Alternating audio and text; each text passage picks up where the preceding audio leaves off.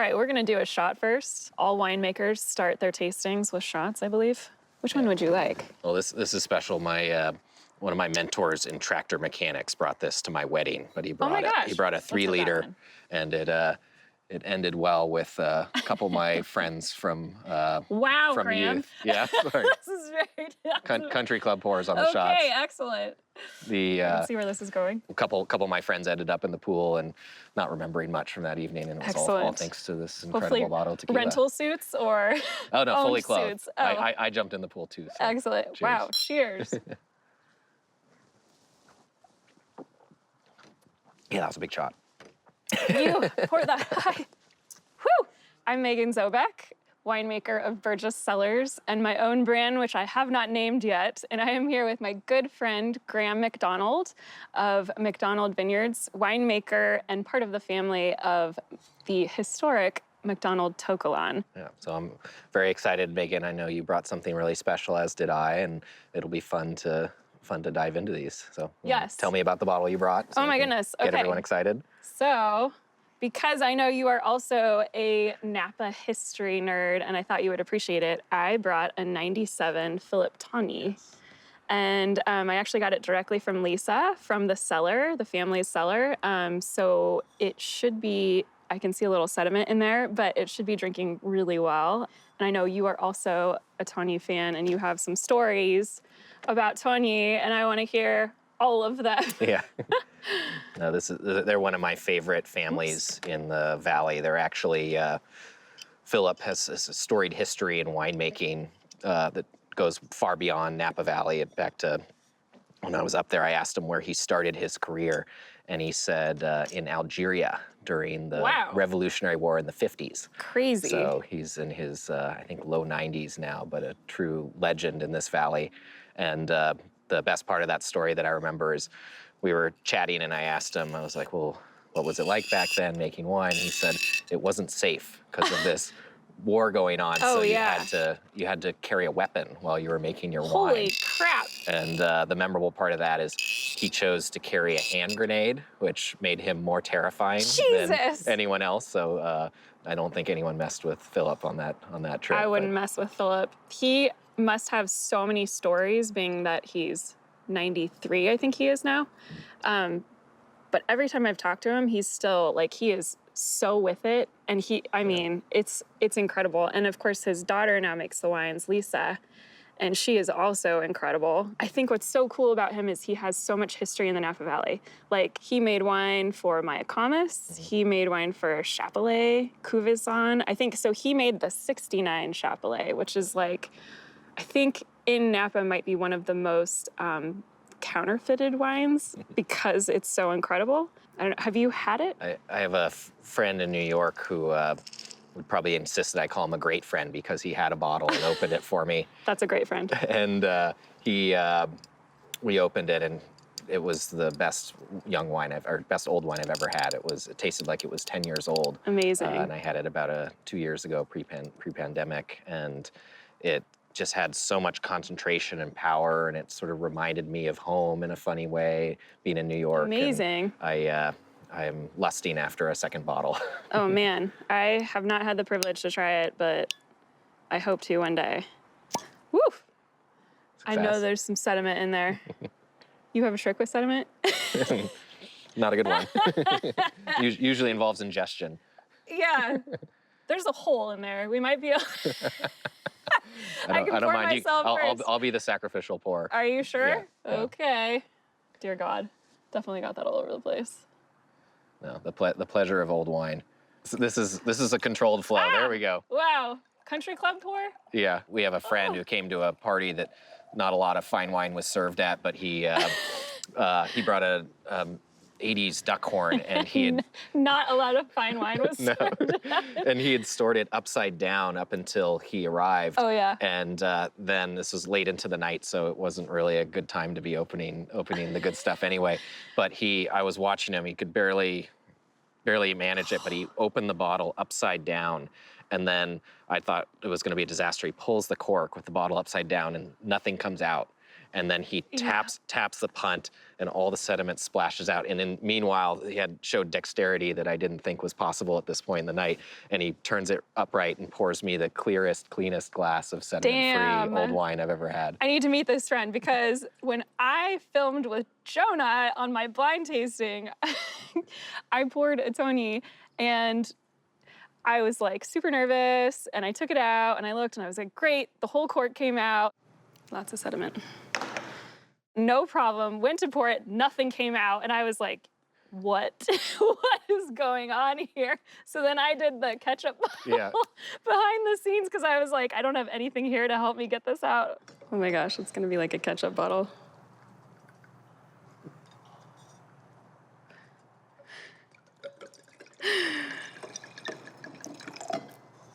That's definitely not the Somme way. And then, of course, I poured Jonah, the one with all the sediment. Yeah, exactly. You know. Yeah, no. Cheers, Meghan. Cheers. Thank you. I'm so happy to be here drinking this bottle with you. Man. Yeah, this is super special. And I think I was up there a couple years back. I was researching historical heritage selections and materials, which your Cabernet Sauvignon came from somewhere, because Cabernet Sauvignon originated in Europe. And so what happens is there's this incredible history passed down, including our property. We have budwood that's my great-grandparents selected from the original Tokelon vines and have been repropagated ever since. And so Philip has, it's called the Draper clone, but it's now Spring Mountain Vineyard, or was previously La Perla. Yes, so I was cool. up there asking him questions about where he got it, what he thought of it, and the best part was there had just been a publication in Decanter which had talked about his wine, so I was complimenting him on that, and he turned to me and said, "Yeah, have you heard of this wine called MacDonald?" Which is my personal, and so it was kind of the highlight of my winemaking Holy cow. life. So I told him, I said, "Yeah, that's my wine." That's me. Yeah. And Graeme, I love that. The entire time he thought I was joking, so he didn't. He thought I was just playing like, along. This kid is pulling my leg. Yeah, but that incredible. Is amazing. Oh, that's so cool. Yeah. I love the history of your vineyard so much. Like when we got to prune the vines in your family's vineyard, the historic block, is it one block, or there's multiple blocks kind of with the old vines, like the 70-year-old vines? Yeah, so in our vineyard, we have each generation planted a block. So I have we pruned our great-grandparents' vines, and then my grandfather planted a block, and then my parents' generation were all off living exciting lives, and they were, so Bob Mondavi planted their block for him. And my brother and I got this little dog leg corner next to the cottage where we've lived that we got to plant ourselves. So I did every vine with my own hands and really got deep into it. And it's a selection of that historic clonal material from our property. My dream was to create a library of all these special ones from around the valley. Yes. Like the Tognis, and the idea that I came up with was I couldn't do that on my own property, but I want to do that on other people's and share this incredible history. That's amazing. So this wine is like so delicious. Any day that I get to drink Togni is like a good day for me. And I always feel like anytime I open it, it's, it just makes everything so special. Like they take so much care, and I think it was only recently that they redid their website. It used to, it was forever. It was just this one page, and it's so authentic and just lovely. And they don't take visitors, so it's just kind of a chain link fence that goes into their beautiful property. And I think Philip talks about when he was getting ready to purchase it, he was like, I knew I could either buy land and put a tiny house on it, a large amount of land and put a tiny house on it, or buy a very small amount of land and put a large house on it. So obviously they went with the vineyard. So tiny house, a lot of land, but it's amazing. Does your family have any stories about Togni, your aunts and uncles? And so, he's such a legend that I've followed his career just because he's touched every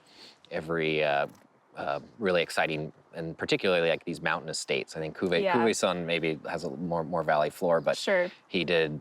I mean, Mayacamas is such a legendary place and so Totally. beautiful and wild Yeah. up there. And then for him to have the foresight to come to Spring Mountain and do what he did up Yes. there back when there's probably nothing on the hills. Totally. My grandmother used to say, "Oh, well, there was nothing in the hills. It was too expensive." And back then, you were only making, if you're lucky, to pay your property taxes by being a grape grower. So he really Yeah. saw the potential. For sure. For sure. It's yeah, it's pretty special. Yeah. What do you think about the wine? It's great. It reminds me of classic Napa. I mean, I think that's one of the things that is so relatable. And then the other thing I love about it is that second generation taking over. Like in our family, Yes, totally. we've got multiple generations, but it's so hard to pass that torch. And Lisa's one so lucky, but also so capable of So capable. carrying this on. And it's hard in a shadow like that where your dad has done so much. But For I sure. think she's near and dear to my heart more than they know, because as a father of 2 young daughters, I have to figure out how to Yes. get the Oh. next generation into the wine business. They're love that. 3 and 5, so I'm starting a little Yeah. early. But Well, they seem to love the vineyard. Every time I go out there, they're like running through all the cover crop and Yeah. just like living their best lives out in the vineyard. It's like so wholesome and lovely. that's the plan. I think another important part is at some point you have to tell them no, so they want it even more. So I'm waiting for that perfect moment where Yes. it's like, I don't know if you can do this. Yeah, you probably shouldn't. And they'll be like, no, Dad, I got this. Exactly. Yeah, give it to me.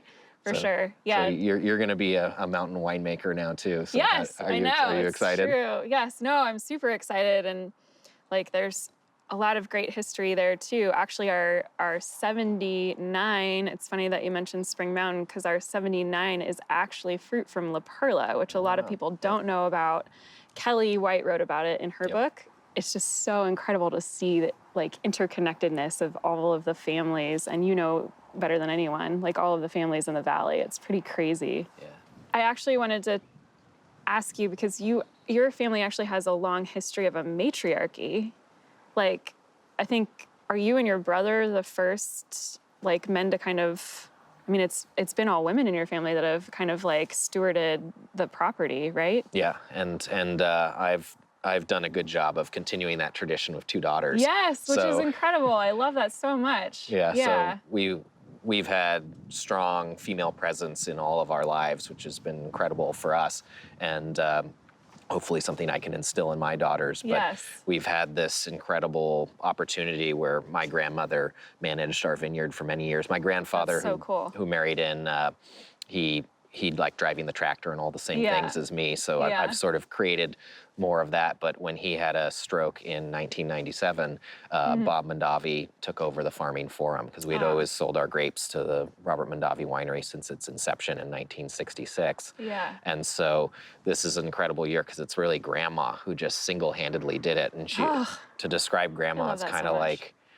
she's kind of like Jackie Kennedy, like that perfect pressed shirt, and like she Oh was my a God. cowgirl, grew up on a cattle ranch, and like Yes. incredibly strong-willed and opinionated, and I love that. had this regal presence with all the Mondavi people loved her. And Yes. so a lot of my mentors who were from the old days of the Robert Mondavi winery, they were always, what can we do for Mrs. Horton, and how I love can we that. help you? Oh my goodness. One of my great mentors in tractor mechanics, a man named Randy Zavala, told me that he was working on a tractor that broke down in front of our house back in the 80s, and he always had his mechanic suit, so it was probably 90 degrees and looked really hot. So my grandmother says, "Oh well, Randy, you should just jump in the pool and cool off." So he's okay, and so he takes all his clothes off and jumps in the pool, and then gets back to work. So That's awesome. she probably liked that too. That was Yeah. probably pretty fun. Totally. I wish she could have met her great grandchildren, but she was Yes. so grateful that I had taken the same interest as my granddad, and loved seeing me Yeah. out in the tractor, tractoring up and Aw. down. Would just sit on the porch and watch me. Thought that was I love that. a continuation of the generational spiritual inheritance. I love that so much. This is great. It's so classic. Spring Mountain has that like real foresty beauty, and It's so beautiful, and oh my gosh, these, like, I really love to sit with these wines Yeah. because they just keep opening up and developing, and I've never really drunk a Togni that's fallen apart, to be honest. Look at my hand. yeah, I know, I love it. I'm sorry, I should have served you. No. I'm perfectly capable. This is, to me, this is old Napa. It's the little Yes, families totally. keeping traditions alive, passing things on down the generations, Yes. and creating wines that don't taste like anything else. I think this is Totally. one of the few wines that I can.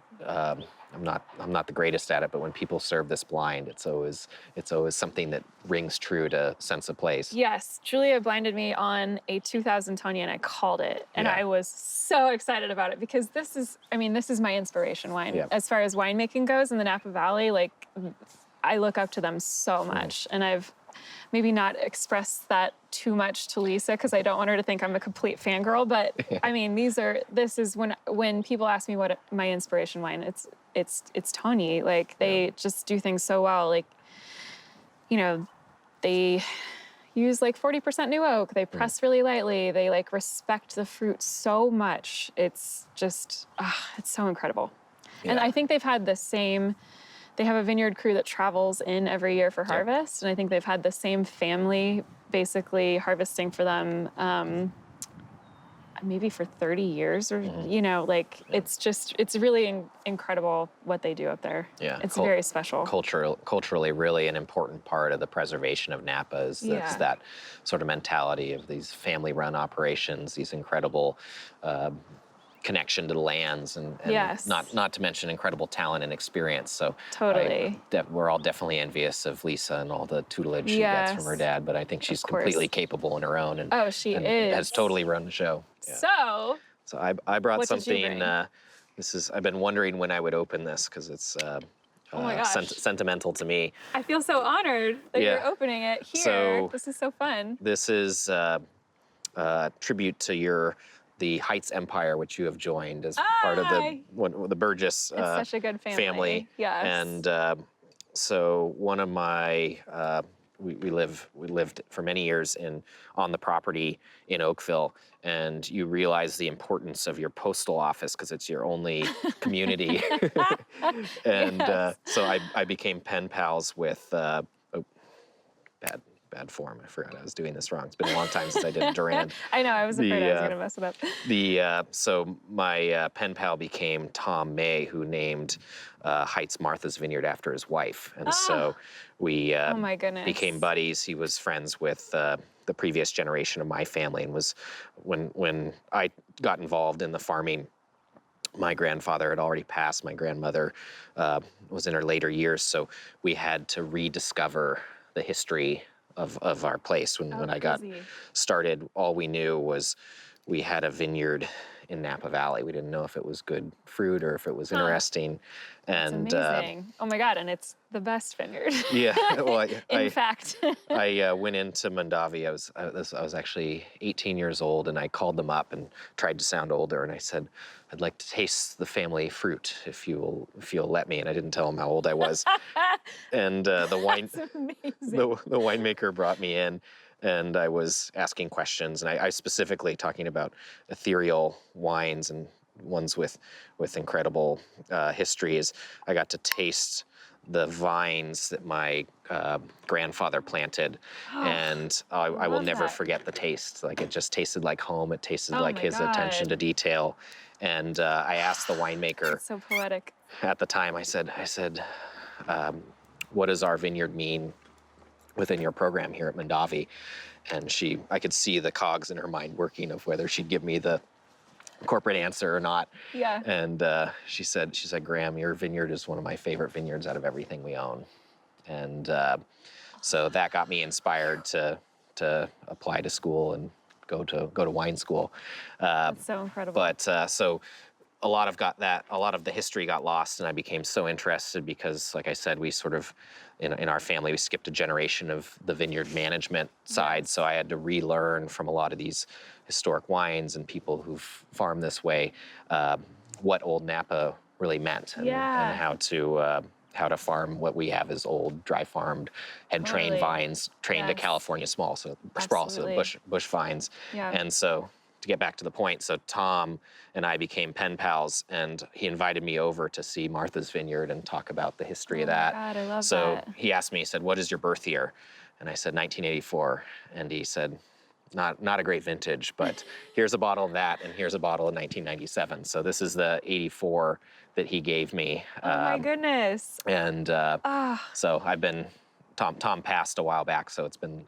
I feel like you're the next to carry on within the programs of everything great that came from there. So it's sort of a that's classic such a benchmark. gift. Thank you so much, Graeme. That like actually means so much to me. I'm gonna cry, Graeme. This is like amazing that you brought this. That is. Well, thank you so much. So it's my absolutely. Thank you for Aw. having me and giving me an excuse to open something that I have been staring at for quite a while. But yeah, Tom's an incredible person. So he basically had this foresight that wanted to name his wine Martha's Vineyard, which is a play on the East Coast island. Yes, which yes, was funny. totally. But Yeah. He really embraced that single vineyard aspect. I think this was, if I remember correct, the first single vineyard wine out of the Napa Valley, maybe even bigger than that if I wanted Really? to make God. bold statements. That's so cool. But one of the special things is when we were going through and tasting, he showed me he had all these regular Heitz labels from 74. So one of the legendary wines for the Napa Valley is the 1974 Heitz Marthas, which I've been lucky enough to have twice in my life. Yes. And he showed me this label that was the regular Heitz label with a Sharpie on it that said MV74. And I said, wow, what's that? He said, this is the 74 Marthas. They ran out of Martha's Vineyard labels towards the end, so I just had them bottle the last 10 cases, and then I put Sharpie on it. So in any other world, that would be a fraudulent wine and, not something I'd pony up for. Question mark. Yeah, but it's now one of the most special bottles in my empty bottle collection of the Tom May's 74 Sharpie. That's so amazing. That's so amazing. Cheers. Cheers. Thank you so much. It's got the classic, like the super classic Martha's Vineyard, like kind of like eucalyptus-y. Yeah, just, man, I love that. Me too. And it's really dramatic. From our property, you can see the eucalyptus trees at Martha's. And actually, in the 70s and 80s, Mondavi actually expanded Toklawn beyond the historic boundaries down all the way. So Toklawn actually now abuts Martha's Vineyard, not pre-Prohibition, but post-Prohibition. Crazy, yeah, wow. And I've always chased that eucalypt note is always so classic and characteristic. This is another wine like the Togni that you taste in a lineup, and it's like, yeah, it's got like the distinctive like note where you're like, I know what that is. And the interesting thing about it is I have a friend, Rory Williams, who's helping his dad out at Frog's Leap, and he basically said they had a vineyard that had these eucalypt notes, and you always think because the eucalyptus trees have these oils that like sort of shed and then it gets on the vine, but he said actually what it is all it takes is like one eucalyptus leaf to get into your picking bin, and the whole tank all of a sudden smells like eucalyptus. Funny. I wonder if that's the same with like garrigue, you know, like just like the proximity and like maybe something falls into your picking bin. I know, yeah.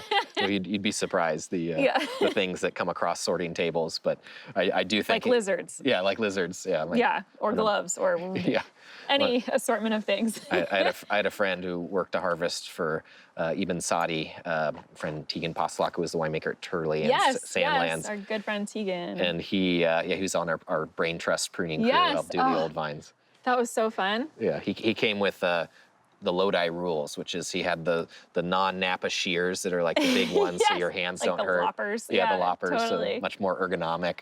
And he gave us all Sandlands hats, which was kind of the party favorite. Mine. Yeah, I definitely still wear mine. I was like, of course I will wear your hat, Tegan. He's always fun to hang out with too, because he knows so much about Napa history. Like I loved when we were pruning your family's vineyard that we had Abe, Raj, Tegan, Alex Kongsgaard, like Julia, Rob, like it was just like, that was so special to be in the historic vines on your family's vineyard, like pruning together. And it was such, like you say, a brain trust. And it makes you think about how you make wine, like, and how people previously made wine, but how you're going to make wine in the future and how you honor like the history and the legacy that is here with people who are doing things in what I believe to be the right way, where they're just totally honoring the land and the vines and the history. And I love it. Yeah, I read my last wine technical book around 2009, 2008. Yeah. Everything's been philosophy ever since. Yes, yes, And totally. to speak to Tegan, as I complimented, he had a Cordy Brothers hat one day on something he was on, and so I complimented it, and then the next day I found it on my tractor seat. Ah, So, I love that, on your tractor seat. Yeah. That's the best. and it really is. It's this incredible opportunity for the next generation to connect, and For sure. for us to.